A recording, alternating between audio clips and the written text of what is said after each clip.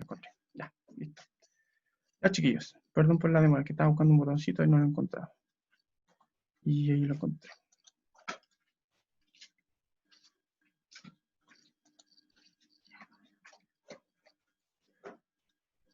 Ok. Esta entonces es la clase de lenguaje y comunicación. Como ya saben, ¿cierto? Esta es la segunda parte del discurso público. Vamos a revisar clase exclusiva para el cuarto medio A. Y el propósito de la clase es que podamos reconocerlas. Primero vamos a hablar de la estructura, luego vamos a hablar de las perspectivas que adopta el emisor, y después vamos a ver algunos tipos de discurso, que en realidad son 4, y dentro de los 4 podemos descolgar un quinto, que son los que más se utilizan, digamos, las formas discursivas, ¿ya? Reconocibles por algunos elementos que vamos a ver. Ok, antes de empezar, habíamos la clase anterior dicho y visto este tema de lo que era público y privado. Habíamos hecho una diferencia entre lo público y lo privado. Para ir recapitulando, las diferencias entre lo público y lo privado se establecen básicamente por, primero, la distancia proxémica, que está aquí abajo en la pregunta 4, ¿cierto? Y principalmente por el tipo de, o sea, por el mensaje que se quiere establecer entre el emisor y el receptor. O sea, el mensaje corresponde al ámbito, digamos, que lo incluye a ellos dos, solamente a ellos dos, y que hay una cierta característica de reconocimiento, de cercanía proxémica. Estamos hablando de un discurso privado, ¿ya? Generalmente los discursos privados son informales, tienen una connotación, como les decía, particular, o sea, que le atañe solamente al emisor y al receptor, y generalmente es información relevante también para ellos, ¿no? O sea, no involucra, digamos, un mayor conocimiento. El discurso público, a diferencia, ¿cierto? La distancia proxémica se nota eh, por unos par de metros. El emisor y el receptor no se conocen. La información que tiene y que pasa, digamos, del emisor al receptor, que en este caso es unidireccional, o sea, que se va en una sola dirección, es un mensaje que involucra a mucha gente y es muy relevante para esa mucha gente que sería el receptor. Así que ahí tenemos básicamente la diferencia entre lo público y lo privado, ¿ya? Lo público quiere decir que le corresponde a mucha gente, y lo privado que le corresponde a un grupo muy chiquitito, ¿cierto? O un par de personas, nada más, ¿ya? Los rasgos del emisor de un discurso público, como decíamos, es generalmente una persona revestida de autoridad.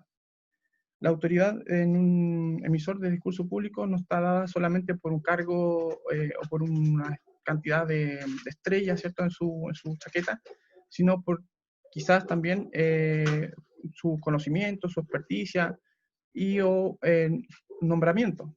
De repente, un emisor de discurso público es, por ejemplo, un vocero, como hemos visto, ¿cierto?, a propósito de la vocería que se hace desde el gobierno, que no necesariamente es el presidente, sino alguien que lo representa, un ministro del Interior o un ministro, ¿cierto?, de la presidencia, en este caso. O simplemente un vocero, un representante de una empresa o de un grupo humano, ¿cierto?, grande. El emisor tiene esa autoridad, digamos, que recae sobre él la parte, digamos, de construcción de un discurso, que obviamente busca dar información o dar indicaciones o instrucciones, ¿cierto?, a un grupo grande de personas, convencer a ese grupo grande de personas. A propósito de la simetría, hablábamos justamente de eso, pues la simetría se establece porque el emisor no es igual que el receptor.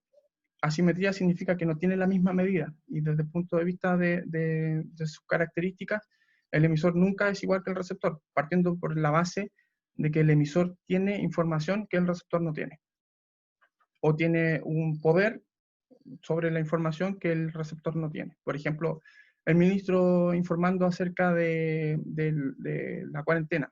Entonces, lo que él va a informar es prácticamente un decreto de ley, o sea, es casi ineludible, ¿cierto?, de hacer caso omiso, digamos, lo que va a decir. Alguna reacción va a generar en nosotros. En este caso, ¿cierto?, que nos quedemos en la casa, por ejemplo.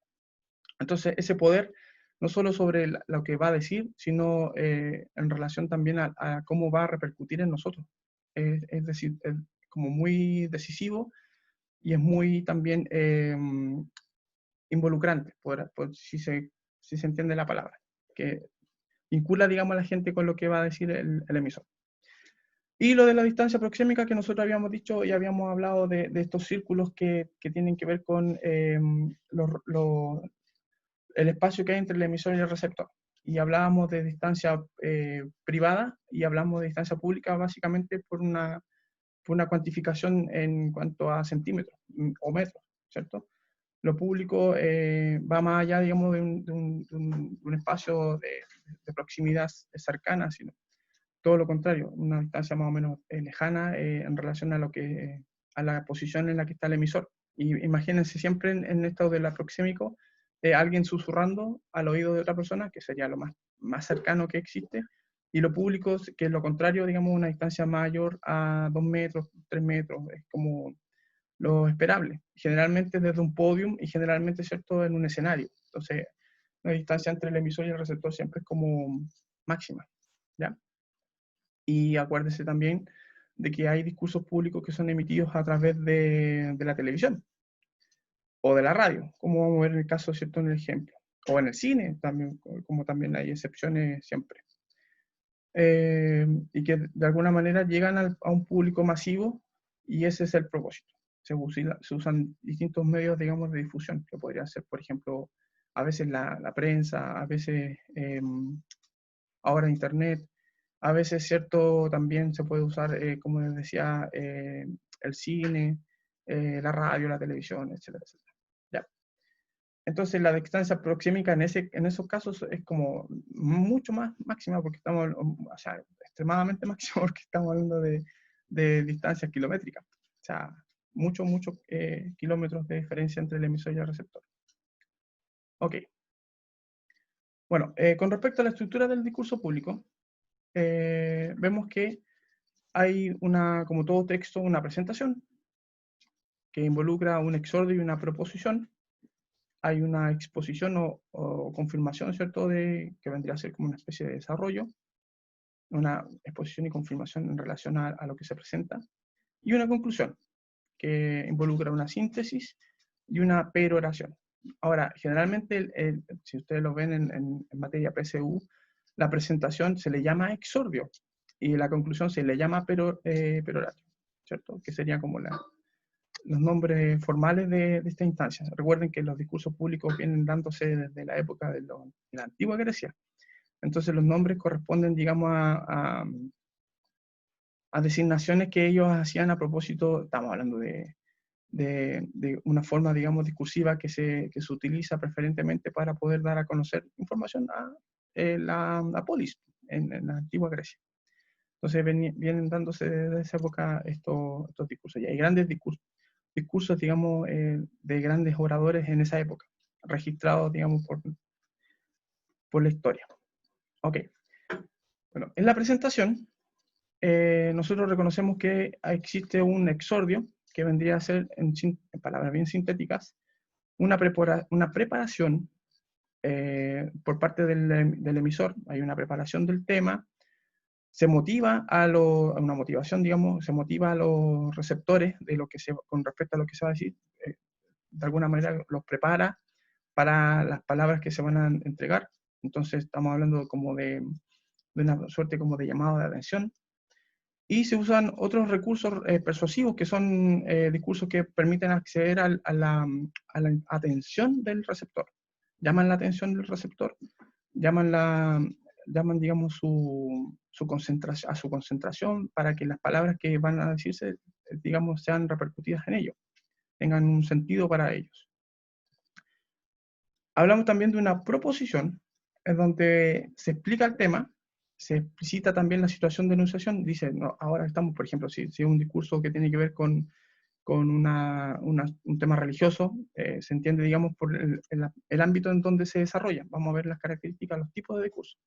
Pero, por ejemplo, si estamos en una iglesia, obviamente que lo que se va a decir ahí es como religioso. En otra situación donde, por ejemplo, se está celebrando algo, se hace mención explícita de esa situación de celebración o de conmemoración.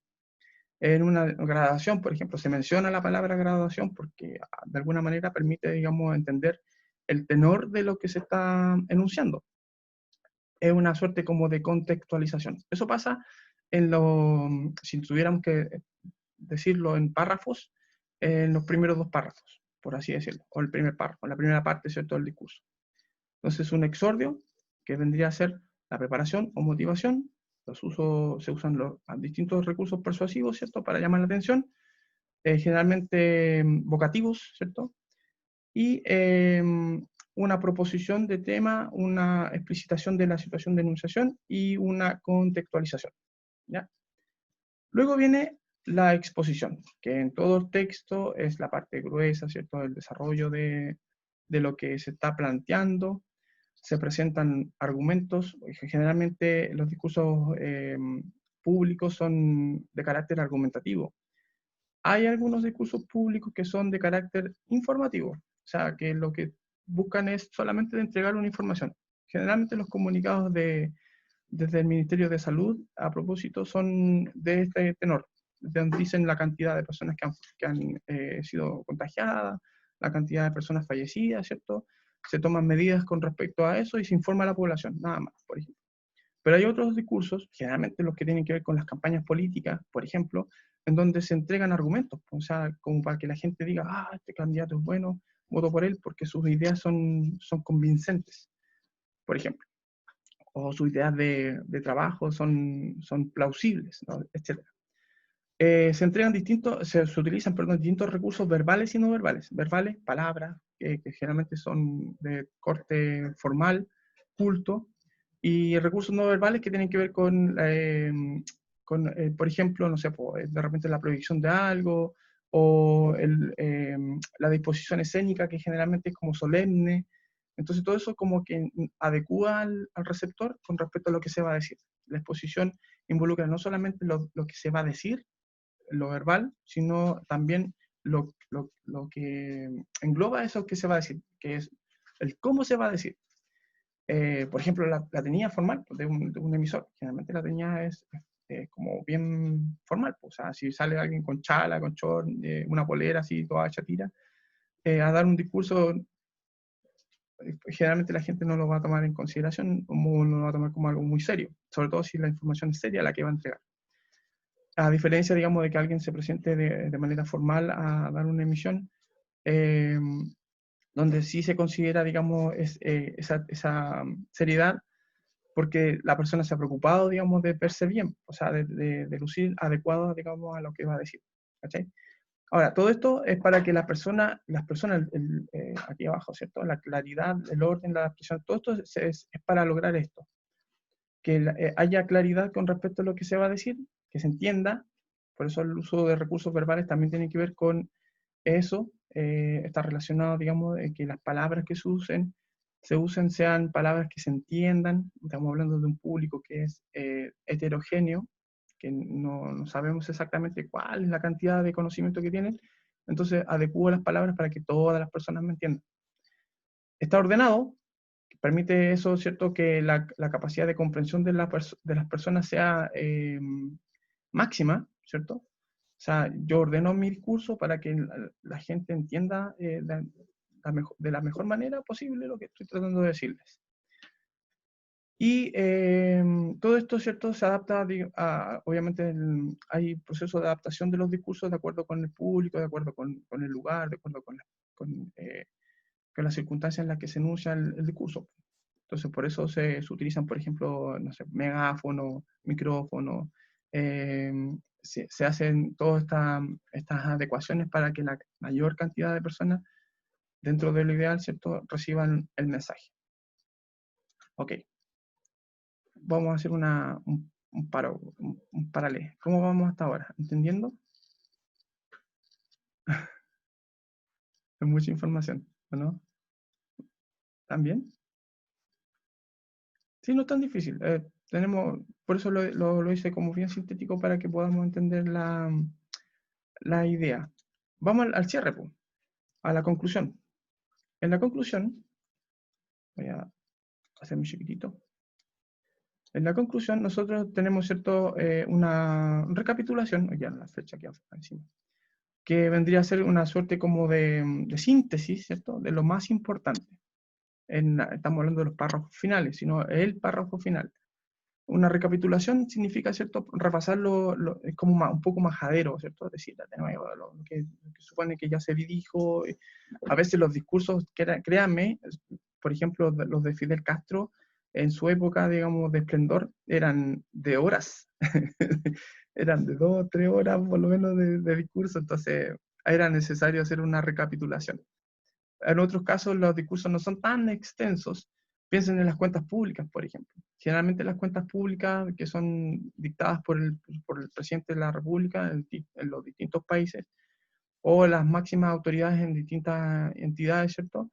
Involucran mucha información. Entonces, toda esa información, todos esos datos que se dan, finalmente uno los puede encontrar sintetizados en la parte final, la última parte, digamos, de sus discursos, en una suerte de recapitulación. Y la peroración, que es como voy cerrando el discurso, ¿cierto? Generalmente estos cierres tienen que ver con lo emotivo, por lo tanto se mueven afectos, se mueven voluntades, y lo más importante, se llama a que el receptor tome una posición, ojalá favorable frente a lo manifestado. Las últimas palabras de los discursos públicos siempre son las que llaman al vitoreo, por ejemplo, a los aplausos, a la aceptación visible, digamos, del público respecto al mensaje. Y uno queda con la sensación de que, bien, así como lo aplaudo, señor, no sé, emisor, dependiendo del caso. Esa es la idea, tener esa convicción. Bueno, ahora con respecto a la perspectiva, esto es un análisis solamente desde el punto de vista, ¿cierto?, de cómo se emite, porque recuerden que la enunciación de un discurso público siempre va de emisor a receptor. Es muy difícil que haya una vuelta, digamos, de parte del receptor, de transformarse en emisor y haya una suerte como de diálogo. Eso es difícil que suceda. Difícil, más que imposible que suceda, digamos, porque generalmente los discursos públicos tienen esa idea de que la enunciación sea solamente de emisor a receptor, unidireccional. Ahora, analizando la perspectiva del emisor, nos encontramos con estas 5 perspectivas que tienen que ver, digamos, con cómo se maneja la información. Lo que les decía recién, por ejemplo, si el emisor solamente quiere informar, esa perspectiva se llama objetiva. Le entrega una información concreta, nada más. Ahora, ¿el público hace caso a esa información o no? Ese es otro tema. Hay una perspectiva crítica, donde los argumentos que utiliza el emisor están centrados, ¿cierto?, en argumentar. Argumentar no solamente lo positivo, es como analítico y crítico, ¿cierto? Va diciendo lo bueno, lo malo, qué sé yo, y de alguna manera defendiendo su postura, evaluando, ¿cierto?, su proceder, por ejemplo, no sé, dependiendo del caso. Hay otros discursos públicos que tienen esta perspectiva de admiración o admirativa, en donde lo único que se dice son aspectos positivos de un hecho o de un personaje. Generalmente son los que se usan, por ejemplo, para las conmemoraciones, las celebraciones, cuando se habla, por ejemplo, en los discursos fúnebres, ojo. Generalmente los discursos fúnebres de despedida de las personas que fallecen involucran, ¿cierto?, lo bueno de la persona. Nunca dicen, no, este loco era súper irresponsable, era mal amigo, era infiel, o era un mal padre, etc. Todo es tipo muy bueno, porque se murió y todas esas cosas, ¿cierto?, que hablan como de lo positivo del personaje, por ejemplo. O un hecho histórico. Generalmente cuando se celebran conmemoraciones de fechas, por ejemplo, de combates, de batallas, qué sé yo, siempre se habla de lo heroico y de lo destacado, digamos, de los personajes que dieron la vida por un hecho. Y eso también es interesante porque omite, digamos, las cosas, como los medios, digamos, que utilizaron los personajes para llegar a eso. Entonces, lo admirativo siempre con lo positivo, ¿ya? Después tenemos 2 tipos de perspectivas que son más o menos similares. La reflexiva, que generalmente tiene la intención solamente de hacer una reflexión, ¿ya? Llega, como menos profunda, o sea, puede ser profunda en el sentido, digamos, de lo que se está tratando de reflexionar, pero no hace esto, de lo que hace la problematizadora, que busca, digamos, que la audiencia tenga una reacción activa, ¿cierto? La problematizadora es como una reflexión, ¿cierto? Pero con una reacción. de parte del receptor. La reacción es, por ejemplo, tomar acciones con respecto a algo. Entonces, el emisor del discurso público generalmente como que exhorta al público a que haga algo en relación a un problema que él plantea. Por ejemplo, lo que hacen los candidatos políticos, que dicen, no, el gobierno está mal, está actuando mal, por eso voten por mí, por ejemplo. La reacción sería que cambien sus elecciones políticas, ¿cierto?, por la que se está presentando. En el caso de los reflexivos, solamente se hace un análisis, digamos, de un problema y se ahonda, digamos, en su génesis, en el impacto que puede generar en el público, qué sé yo, ¿ya? Entonces, eso es a lo que quería llegar, que pueden estar concadenadas las perspectivas. Puedo, por ejemplo, presentar un discurso público que tenga una parte crítica, una parte reflexiva y una parte problematizadora. O puedo hablar de aspectos positivos de un hecho, por ejemplo, y hablar de cómo ese hecho impacta en nosotros, sería reflexivo, y al mismo tiempo evitar que eso suceda de nuevo, y sería problematizadora. Por ejemplo, los discursos que se van a emitir después de la pandemia, seguramente.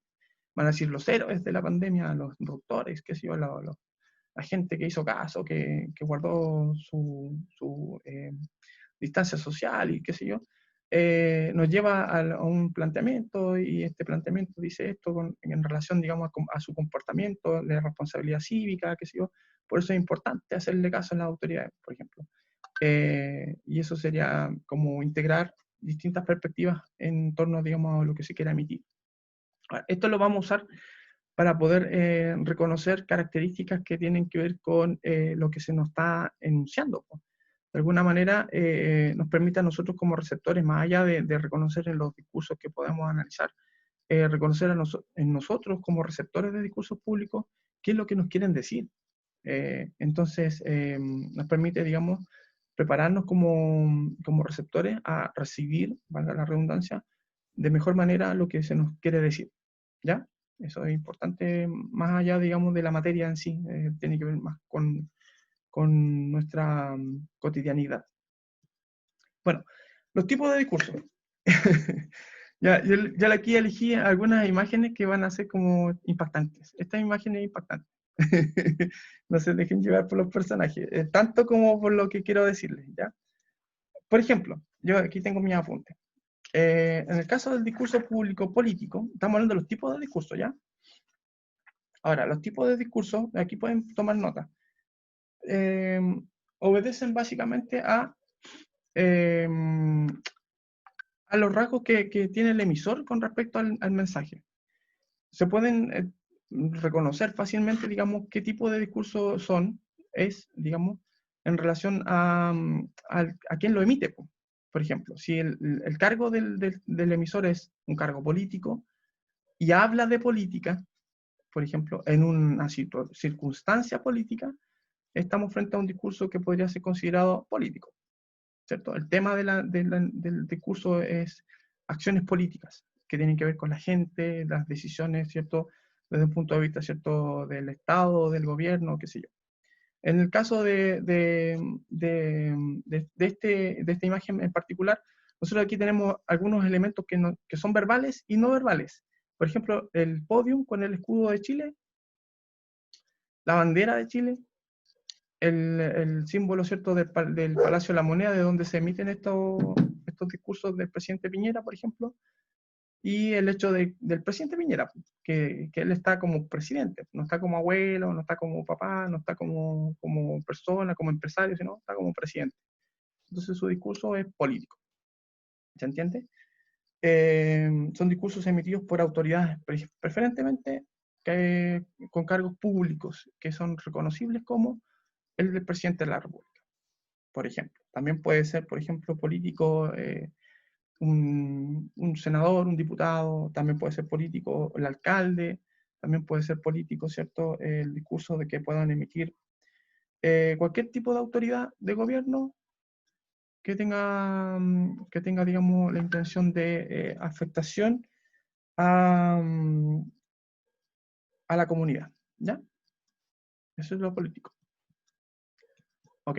El ceremonial, y aquí tomé una imagen de un discurso, ¿cierto?, emitido por un alumno, ojo, igual intenté que quedara bien clara la imagen, pero si se dan cuenta, por ejemplo, los que están sentados al lado del chico que está anunciando, tienen la misma corbata y tienen la misma vestimenta, podríamos decir, en general.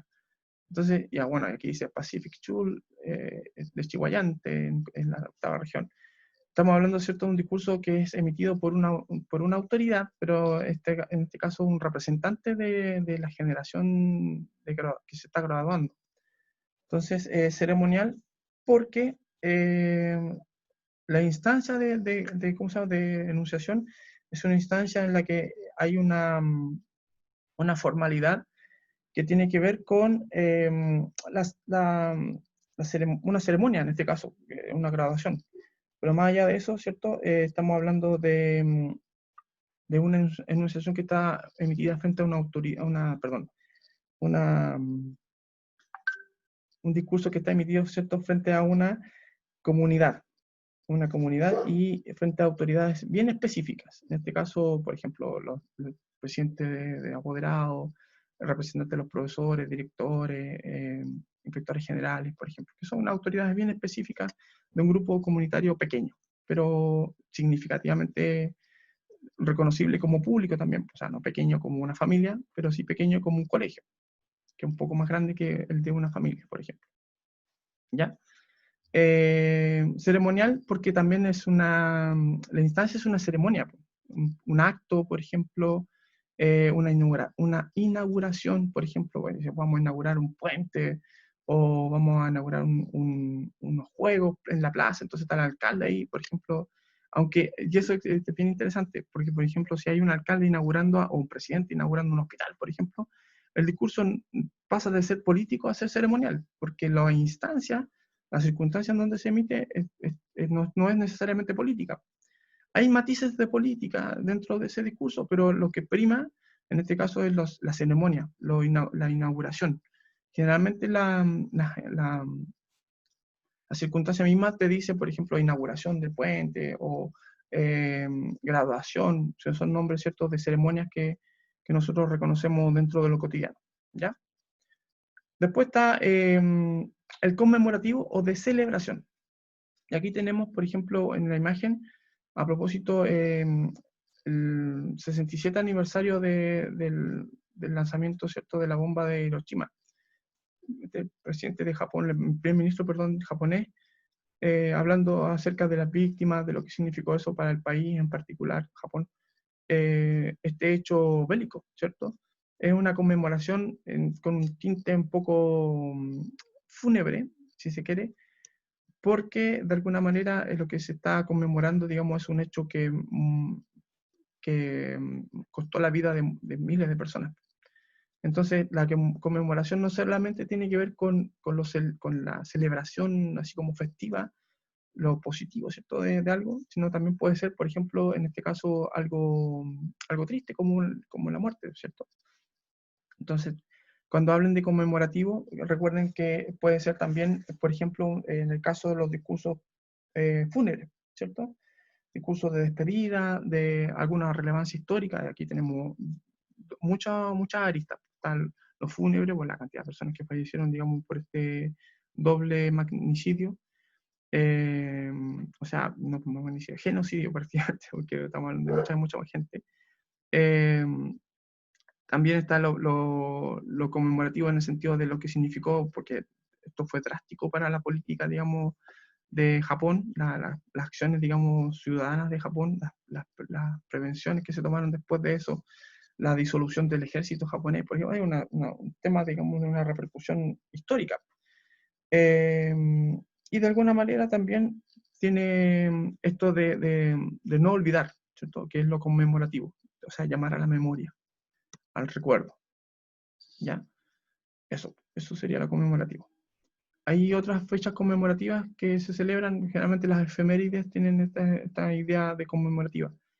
Generalmente los actos que se celebran en los colegios a propósito del Día del Carabinero, o del combate naval de Iquique, o de las glorias del ejército, o las fechas, ¿cierto?, que tienen que ver con con celebraciones particulares de los colegios, por ejemplo, aniversario, etcétera, Día del Profesor, por ejemplo, o Día del Alumno.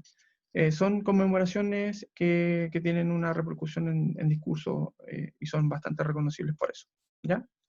Generalmente fechas asociadas a hechos históricos también en general son conmemorativas, ¿ya?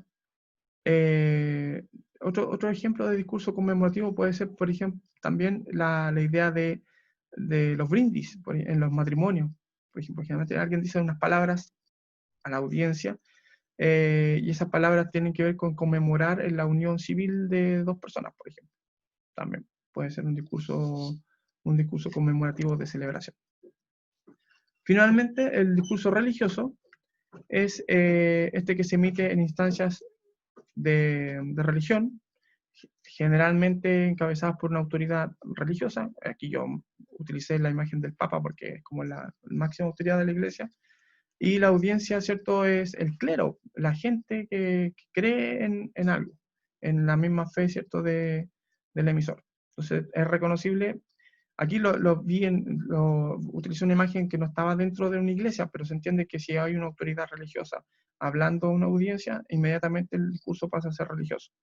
Aunque el sumo pontífice, ¿cierto?, Francisco, es también un representante del Estado Vaticano. Entonces, hay que tener cuidado con respecto a qué es lo que está diciendo. Pero generalmente, o sea, casi el 98% de las veces, las emisiones del Papa son emisiones religiosas netas.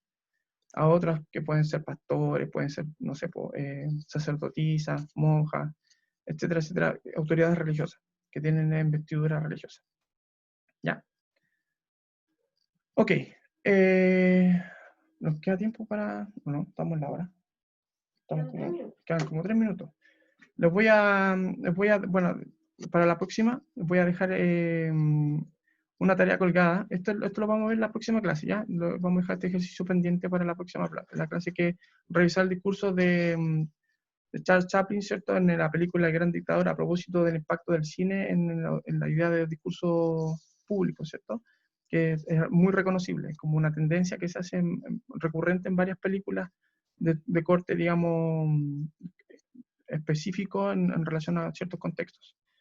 Y para la tarea que les voy a dejar colgadas, ¿cierto?, estas 4 preguntitas en relación a un video que les dejé. Vamos a hacer el ejercicio mientras ustedes pueden ir avanzando en esto.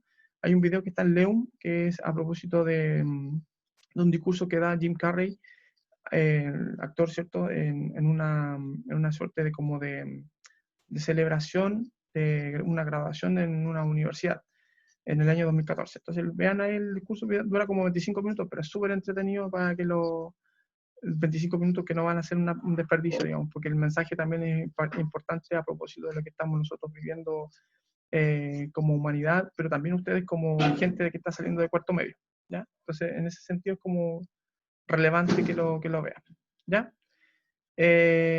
Vamos a pasar rápido, que está la respuesta ahí, la tarea. Ahí está lo que le estaba diciendo. El discurso de Jim Carrey es un vínculo que va hacia a YouTube. En YouTube pueden activar los subtítulos. Eso es con respecto a la tarea, que lo vamos a dejar como para que la hagan en la semana. En la próxima semana lo revisamos. Y retomamos, ¿cierto?, con lo que quedó pendiente de Charles Chaplin, ¿ya? Que es bien interesante también que lo veamos. Y con respecto a la prueba de aura, ya tengo una fecha para que la anoten también. La fecha sería el próximo 6 de julio, ¿ya? El texto no es largo, para que no se compliquen así como, profe, tenemos muchas tareas. Aparte de un cuento súper entretenido, que a lo mejor van a tener que leer un par de veces, porque hay cosas que de repente se pasan de largo, ¿cierto? Características, detalles, hay unos quiebres de la realidad que son interesantes de analizar, entonces véanlo un par de veces por lo menos para que lo entiendan bien. Carlos Fuentes nos tiene, ¿cierto?, habituados a esos choques de realidad que son interesantes de analizar, ¿ya? Entonces estas 2 tareitas quedan pendientes para la tarea de Jim Carrey, ¿cierto?, que va para la próxima semana, y la lectura de Aura para que la vamos avanzando en eso también de aquí al 6 de julio. No es un texto largo, porque les recomiendo que lo lean con tranquilidad y con prudencia. ¿Ya? Chicos lindos, se me hizo corta la clase, me pasó volando el tiempo. No sé si tienen alguna duda para ir cerrando. Si quieren escribirme o los voy a desilenciar para que puedan decirme algo. ¿Me entendieron la presentación? Entonces, son tres elementos que son importantes de reconocer en los discursos públicos, ya los vamos a ir integrando, ¿cierto?, en los análisis que vamos a hacer, ¿ya? La idea es que lleguemos a producir un discurso público, como ejemplo. Entonces, para que vayan considerando, un emisor tiene que tener cierta perspectiva con respecto a lo que va a tratar, ¿cierto? Hay una estructura que tenemos que obedecer, que eso es lo formal, digamos, dentro de los discursos públicos. Fíjense que todos los ejemplos de discursos públicos tienen esa estructura. Y lo otro, digamos, la contextualización con respecto al tema. O sea, qué tipo de discurso estoy emitiendo en relación, digamos, a lo que quiero decir, a lo que quiero transmitir.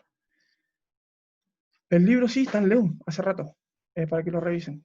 ¿Ya? Está ahí en Leum. Y si tienen problemas, digamos, de lectura o no sé, me avisan, me mandan un WhatsApp, yo les mando el libro en otro formato, ¿ya? Por si acaso. Está en PDF, pero si quieren leerlo en Mobi o en EPUB, que son formatos de lectura, me avisan. Chicos, un gusto verlos. Participen más. Pónganse al día con las tareas de artefactos, que hay hartos que están pendientes. Manden la tarea. Todavía es plazo, ¿ya? No les voy a hacer tanto descuento, pero háganlo. Hagan la tarea, ¿vale? Y participen más en clases. Están muy participando siempre los mismos. Entonces llamen a sus compañeros que estamos en clase, que no estamos perdiendo cierto tiempo en esto. Cuídense harto, los quiero mucho. Conversamos después con él a la no te pierdas. Cuídense harto, chiquillos. Les mando un beso. Chau, chau. Chao,